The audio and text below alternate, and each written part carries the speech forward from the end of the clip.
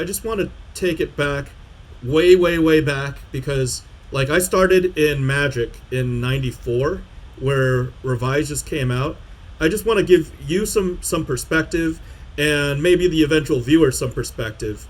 When Magic first came out in summer of 1993, there was the alpha set of Magic, and that was only like, call it 1.7 million cards, if I remember correctly. Like, the whole print run was 30 minutes on a Cardamundi press, and it was 1.7 million cards. There are 300 cards in the set, and out of the 1.7 million cards, or maybe it was 2.3, but it was not many. Out of those 1.7 million cards, there were only, like, even the land base, there was only 700 basic lands ever printed in MTG Alpha.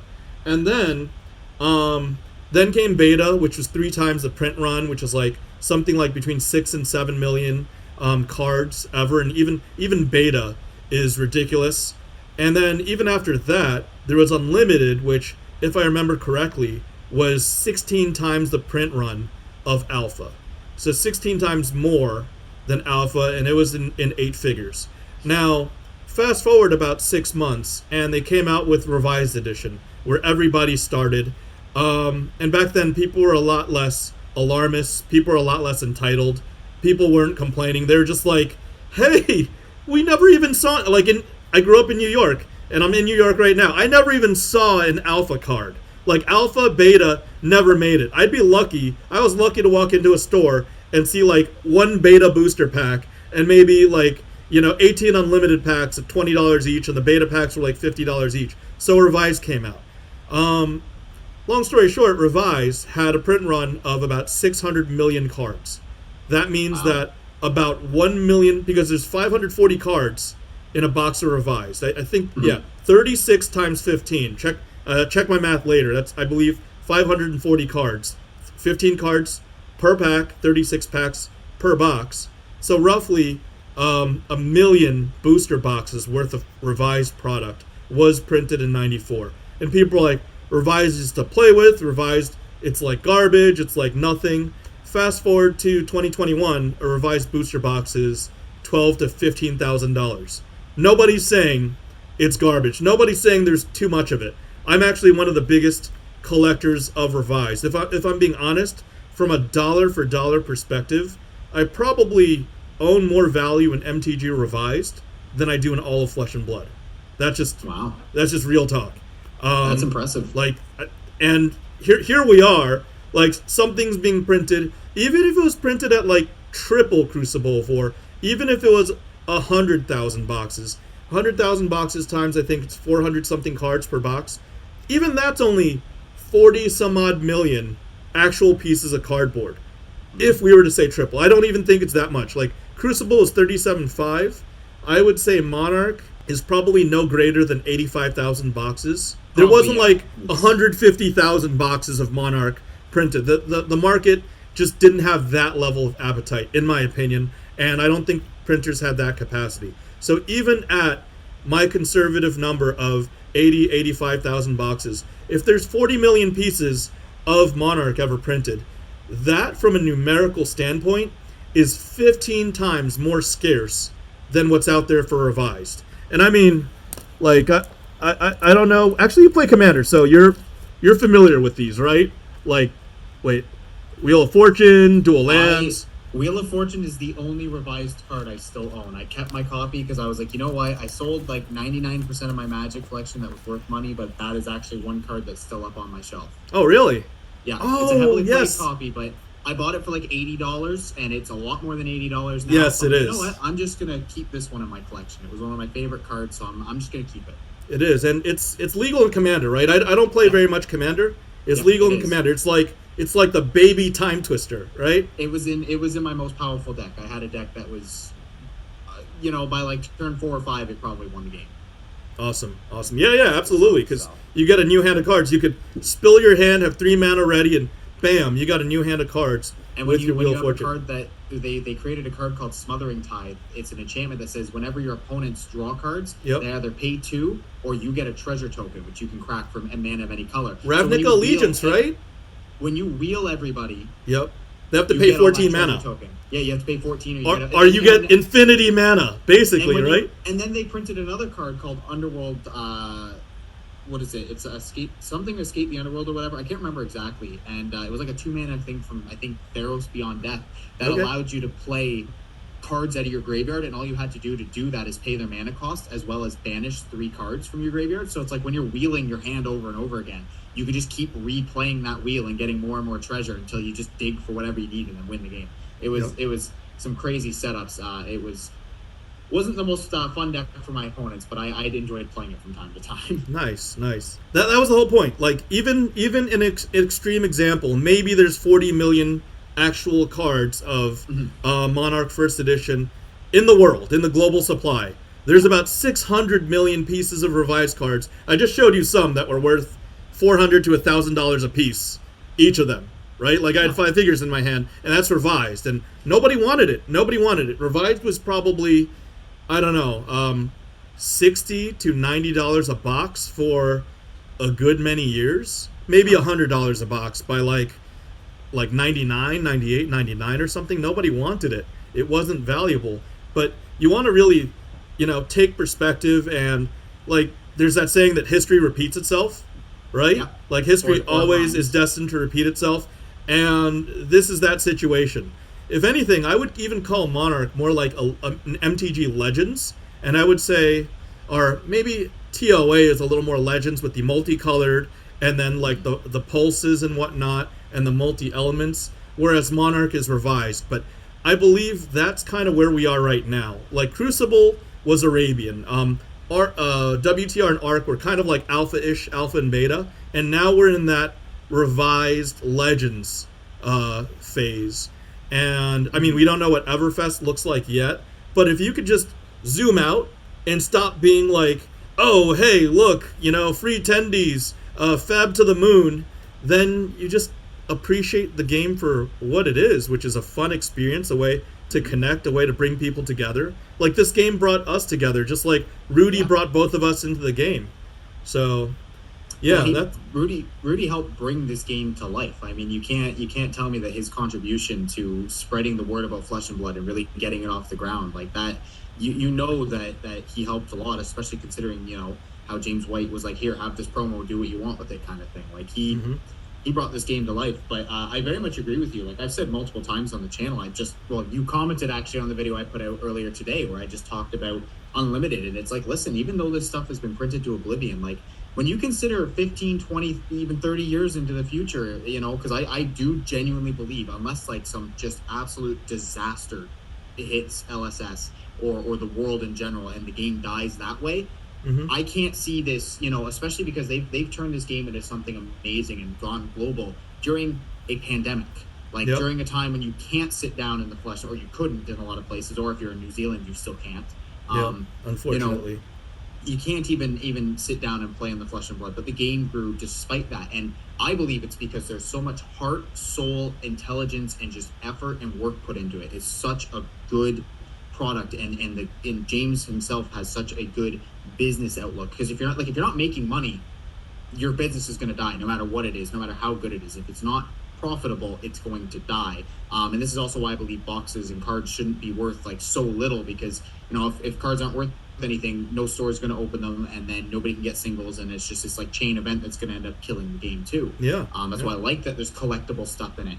But like, I'm sorry, you can't tell me, like, I'm kind of looking at my empty boxes, but you can't tell me that in 20 years, even boxes of Unlimited Welcome to Wraith, you're going to be able to buy from some random person off Discord for $100. Like, it's going to be worth way more than that, because in comparison to how many people will be playing the game in 10, 15, 20 years, it's like, this is going to seem minuscule. I think this game will capture millions of players, much like Magic the Gathering has done. Maybe it's not going to be as big as some of these other games, and I don't think it absolutely has to be, but it's going to be a lot more than 200,000 players and 2,000 stores or 2,500 stores. Yeah, it's just the beginning.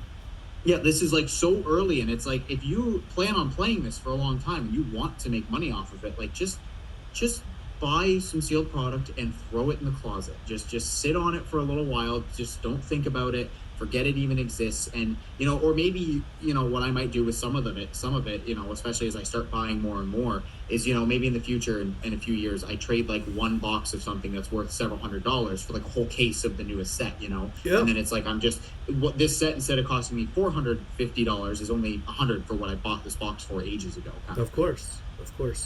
Well, you're still giving $450 of value, just your $100 has appreciated over it's turned into time. that. And that's the most valuable thing. And I got to be honest, ever since I've kind of gotten more into the investing side of things, and I'm not like money isn't my main driver, but it's like I would like to do well. I would like to be able to support a family and make some, have some decent money. And if tragedy strikes, it's nice always to have something to fall back on. I mean, I know you've shared your story where you basically had to, wasn't it Dave & Buster's? You had to, like basically know how to beat these games in order to make money, so it's like just learn, trial and error, and put in the time, and it's like when I hear stuff like that, it's like that is such a good chance for growth. But at the same time, hearing a story like that, it's like, okay, maybe you can learn something from it as a younger person and maybe try to prevent a similar situation happening to you. And I've kind of realized, like, it's not so much about how much money you make. It's far more about what you do with your money and how you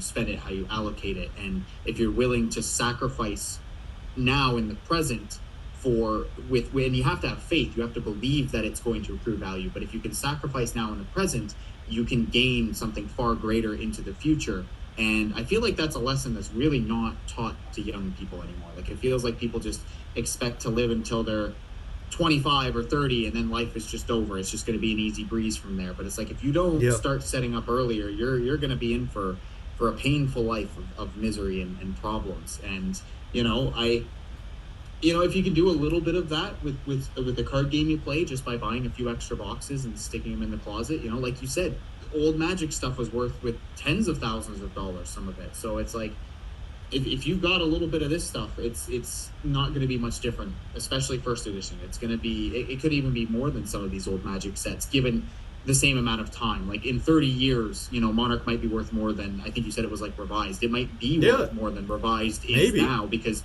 if there's less of it, and people love the game just as much. I mean, people have shown they're willing to spend a crap ton of money on this game. Like, I have spent an insane amount of money on this game, and so it's like, clearly there is faith and belief in it, and just the idea that it's going to die anytime soon. Again, it's the faith and the fan belief is there, so the support is there. It's just, and the game is beautiful. It's just a matter of the company not going under is really what it seems to me. And James White, like, he knows what he's doing. He's made this game successful during the worst time to basically do a business. And so, especially one that's, again, supposed to be played in the flesh and blood. I see nothing but success for this game into the future. You're absolutely right. And just to reinforce that really, really quick, you just mentioned that the company can't go under.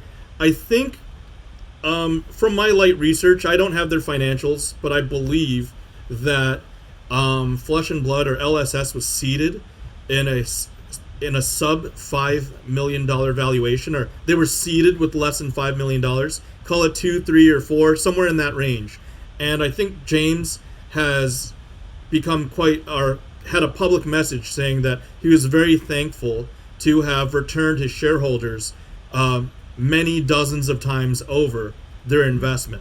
So if there was, say, even like a 30 or 50% chance of the company failing in late 2020, last year when I just got in, I mean, that percentage chance has been compressed to like single digits, are a fraction of 1% as of right now, because they've already survived the worst parts of the pandemic. It's been 2, and now there's 3. Now there's the Omega Supreme variant or something like that. I think they're ready to bypass any of that.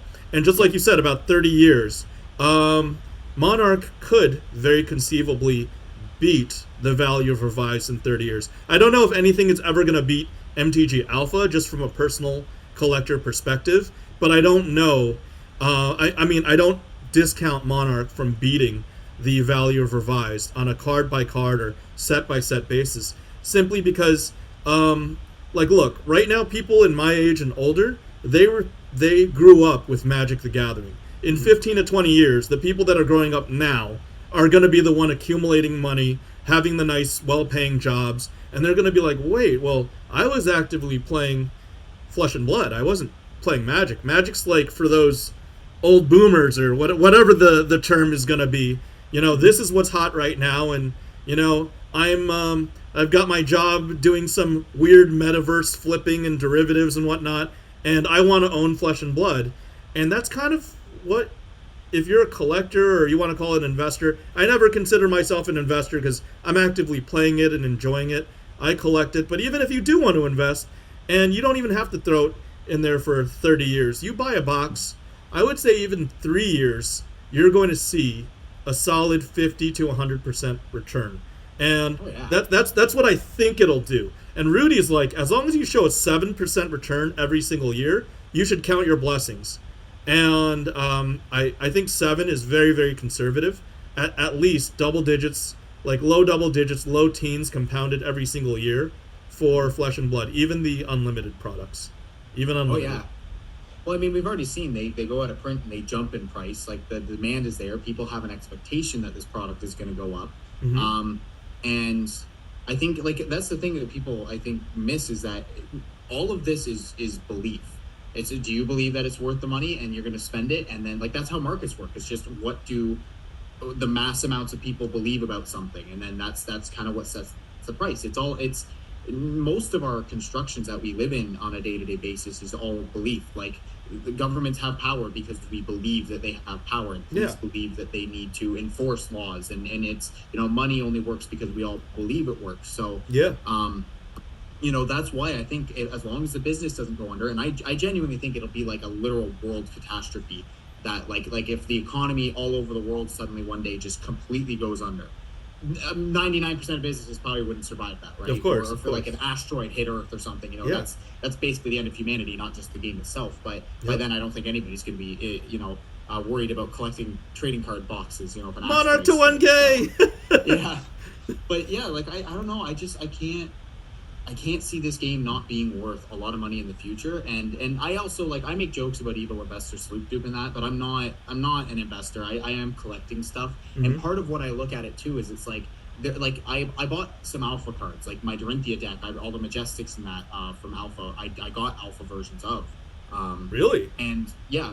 I spent like $400 on 3 Steelblade Supremacies, Singing Steelblades, and Glint the Quicksilvers. Okay. And for me, it's like, maybe that's a little bit high. I mean, it's Canadian, so it's you always spend more when it's Canadian. No, if anything, it sounds low. It sounds like you got in pretty good. Yeah, like this was a little while ago, and that's the thing is I started. It was actually, I don't know if you've ever seen him on YouTube, Bronson. Of course, we're friends. Yeah. We met a couple times. Yeah. Okay, cool. Yeah, because he talked about.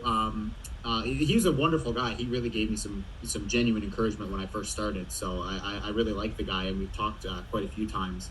And he was the one who was like, hey, like, if you're going to spend a bit of money and you want something cheap but cool, like, buy alpha commons and rares, because they're really cheap and they're really cool. So I started doing that. And some of the stuff, like, I ended up, obviously I know, like, you and even him have, like, massive collections of alpha, but even for somebody like me, I still manage, like, I've got, like, I don't know, like 10 Sync Belows, I've got some Sigil of Solaces, I bought a bunch of cards for different, like, classes, all but Brute, because I've never really played Brute, so I never bought stuff for that. But I got some Majestics. I have 3 Tome of Fiendals from alpha, and It's like, yeah, I spent a lot of money on this stuff now, but there's a chance I wouldn't even be able to afford this stuff anymore in just a few years, unless like my financial situation climbs at the same rate that this game does. Like, and if it doesn't, then if these cards are worth a couple $1,000s in 10 years, it's like, well, because they're so, like, they are really rare. Majestics from alpha, I can imagine, like, there's not that many going around, and then even less of the foils, obviously. But it's cool to get it now while it's still affordable, and then I don't have to worry about collecting it into the future, because I feel like that's where a lot of people lose out, is they either have a collection and then they sell because they quit the game and they come back. A lot of Magic players had that. Or you just didn't really bother with getting it, and then fast forward 10 years, you're remembering, you're nostalgic about your early days, and you start thinking about these cards you want to get, and it's like, oh, these are, really expensive. Well, real quick, let me reaffirm your position there as, from a financial perspective and a mathematical perspective. Check it out. There were 16,666 boxes, or 67 boxes of WTR, right? and you get what, 2 Majestics per box? On average, yeah. On average, 2 Majestics per box. So 16.6, let's call it 33,000 of all the Majestics, and there are 10 Majestics, right?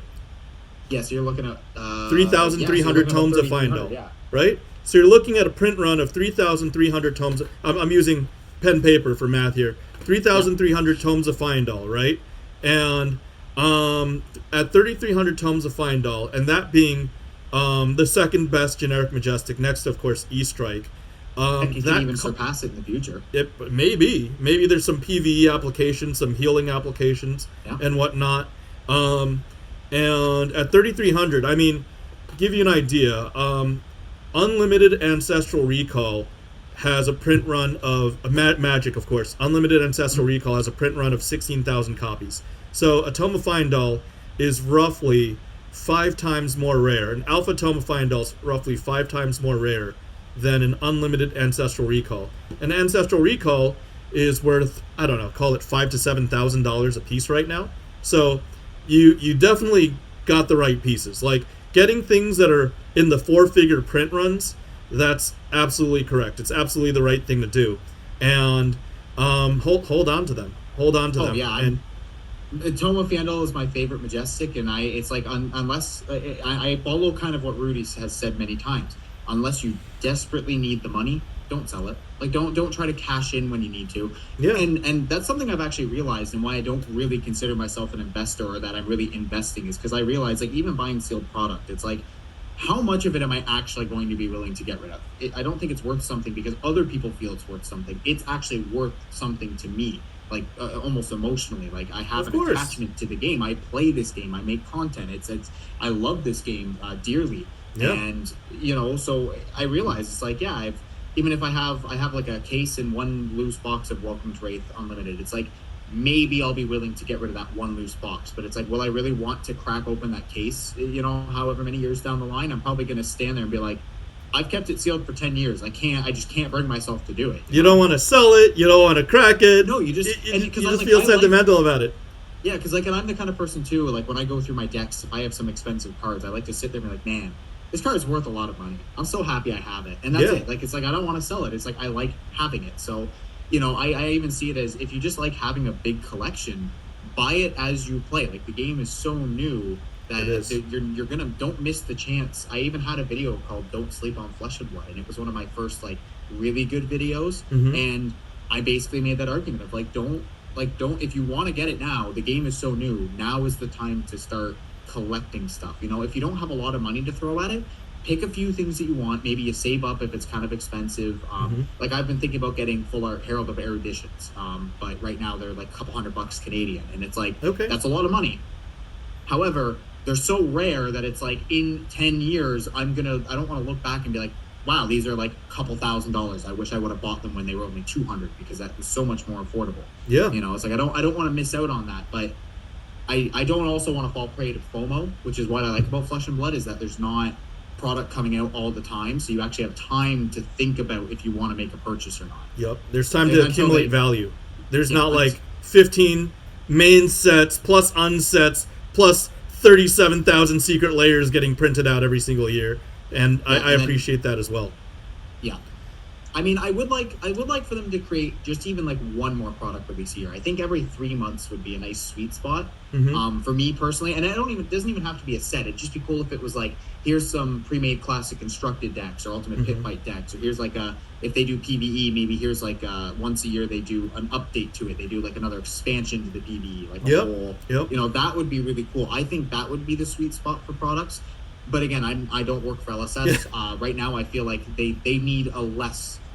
They need to be producing less products. Again, with the whole lockdowns, everything we're dealing with, I think that it's kind of, it's like where I work. It's a small business, and one of the reasons that my boss has kept it small, even though we could expand, is he's like, when shit hits the fan, like when COVID happened, we were able to hunker down and we didn't have to fire anybody. One other guy and me both took layoffs. I took a layoff because I had gotten sick. And so started the pandemic. I didn't know if it was COVID or not. Couldn't even get tested at the time. So I just stayed home for it ended up being a couple months because the business wasn't busy. But like, it didn't go under. We didn't, we were able to pull through the rough spot, and then we had the best year, this year instead. Of course. So I think LSS needs to keep it small right now, especially because like the more they try to make, the more mistakes there's going to be. I think James White needs to get some sleep too. That's for sure. We agree there. To, we do. It's. I understand when you get busy, but I do personally feel like sleep is such an important part of being able to function fully that if you neglect it, it is going to start. That little bit of extra time you're going to save or be able to utilize by getting less sleep. You get a couple extra hours to work.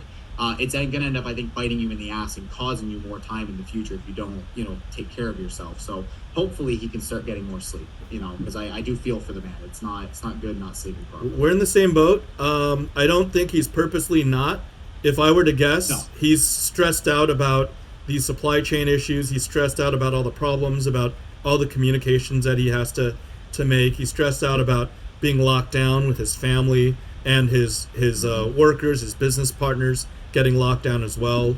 And just when you're in that position as leading a company, leading an organization, it feels like everybody else's worries kind of weigh down on your shoulders because that's where the buck stops. Having been that situation myself and dealing with a small business of formerly about 110 employees, I got it. I understood what it was like being locked down for 2.5, 3 months. Not as much as they're going, and he's going way beyond that. Like he said, when he made that video, he was week 14. So that's like the Iron Man decathlon version of a lockdown, and that's just crazy. It's just not fair, and my heart goes out to him. So it's the situation, and like Australia is facing the same thing too. I mean, it's kind of scary when you think about it, but something a lot of people don't know about is Australia has literal concentration camps, like camps where they're taking people who are maybe possible cases of COVID, and they're taking them in army trucks to these camps, and they're already having people break out, and then they're getting caught and arrested and charged for breaking out of these what are supposed to be voluntary camps, and it's a lot of Aboriginal people, and it's boy. Yeah, like it's when you start paying attention, you start looking at it, you start seeing like there's some really crazy stuff going on, and my heart goes out to people in these countries. I mean, even here in Canada, things get kind of crazy sometimes, and like you really see a lot of politicians. I mean, I don't trust politicians in general. I think most people don't. I think that's a pretty typical thing. Politicians aren't the most trustworthy of people, and you really see it in places like Australia and New Zealand where they are drunk on power, and they are just making the people miserable. And the fact that James White and his team are still fighting to keep this game as good as it is, even with the mistakes that they've made, like Duskblade, for instance. Like I chalk that one up as stress and not enough time, and you've got so much going on. It's like you made a mistake, you banned it, you came out, you had the balls to come out and say that you made a mistake. And it's like I completely forgive it. You do it again, especially once things are better, and hopefully next year things pan out, and you keep making these mistakes, then we have a problem. Then you could get a little irritated. But I would, it's just my heart, like you just said, my heart does go out to them, because like people, it's just insane what's going on in some places in the world right now, and what people are still dealing with. I think especially I would argue like a lot of Americans probably don't realize just how bad it is over in New Zealand right now, because a lot of places have opened up, or for the most part are opened up, and like it's brutal. It's absolutely brutal. Think your worst lockdowns, and it's probably even worse than that over there. I agree. I completely agree. We're not there. Neither of us are there, thankfully, and we don't have to contend with whatever they're dealing with. We just need to exercise empathy and understanding and reserve judgment, because it's a little miracle that this game is even as productive, or has grown as much as it has within this past year under such tough times and tough conditions. So that said, we've really done a we've covered a lot of material today. So do you have any final words? I'll definitely link your channel in the description of the video. You're welcome to do the same for FaBled Hunters. What do you want to say to your viewers, my viewers, all of our viewers, the community?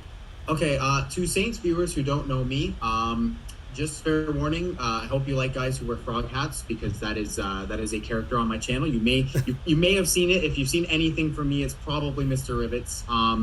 But I would say if you watch Saint's videos, really look out for the ones where he talks about his experiences, and when he does, listen to him, because you have the chance to learn from somebody who has made mistakes and learned the lessons, and you literally have a chance to bypass the mistake itself and dealing with it and just learn from someone else's experience, and I mean that's going to then lead you into another problem they maybe didn't face, and you're going to have to learn how to do that. But at least like you're able to jump little steps in your own progression and how capable of an individual you are. So I would say that when you're watching this man, like box openings are fun, but really listen to him when he shares his stories, because that's I think the most valuable thing you can get from any individual is just that shared human connection and experience, and the ability to use it for honestly for good too, like really aim to do something good with the information that you're given, and the knowledge that you've been gifted with, and try to stay humble too. That's just like a little extra thing for people. I think that's pretty important actually. In general, try to stay thankful, grateful, humble. And if you're struggling with that, not to advocate anything illegal, but magic mushrooms, a single trip can be an unbelievable life-changing experience. And for the positive, just be prepared. You might be faced with a lot of truths about yourself that you might not like, and you got to work through afterwards. But I like to think it makes you a much better person. I like to think it's made me a much better person. That's kind of where a lot of this change on my channel came from, actually. And my focus was, I decided to try them again. I'd done them a couple times when I was younger, but I decided to try them again to see if I could use it as a medicine to get into my own soul. And, it's really made me appreciate this game and the community. And that's why my ultimate goal is to bring people together, to convince people to get off the social media, stop being so divided. Don't let these big tech companies control your brain. Don't let the mainstream media control your brain, or the dopamine hits control your brain. Step back into the real world, connect with people in person, be open to opinions and ideas you don't like, especially the ones you don't like, because those are the ones that are probably the most important. Even if you don't agree with them and you still don't agree with them after hearing them, like it's still so important to grow as a human being, to be confronted with things you do not like. That's like the most important thing. So absolutely overcome obstacles and just hear other people out, even if you don't agree with whatever ideologies they have. So yeah, everybody on FaBled Hunters, please watch Sloopdoop. He's really one of the most cerebral people on the internet. He's rarely talking about finances or prices. He's just talking big picture, and he talks from the heart. I'm one of his biggest fans. Hopefully the viewers will go subscribe to his channel as well. And I think that's it for today. We covered a lot of stuff, from our personal stuff to the game to even magic mushrooms. So I figured I hadn't really talked too much. I made a little joke about that in my Mr. Rubit's video, but I did eventually want to mention that somewhere, because like it really was a life-changing thing for me. And I think for some people, do your research, but for some people, if you've really been struggling and you feel like your life is kind of falling apart, especially if you've got a lot of depression, anxiety, a single psilocybin mushroom trip could be a huge benefit and a huge antidepressant. So like, do your research. Don't just trust me on, I'm just some guy on the internet, but I'm glad I had a chance to throw that in, especially, I mean, it's on your channel, so hopefully that doesn't get you into any trouble. But no, we believe in free speech here, right? Some of us down here still, right? At least some of us. So that is another thing I value too. Yeah. Thanks a lot for joining us, and hopefully we'll do more. Let's see what happens. All right? I absolutely am 1,000% down to chat more. I love to talk just everything, so I am 100% all about this. Awesome. It was such a great experience, Sloopdoop. We'll be in touch, man.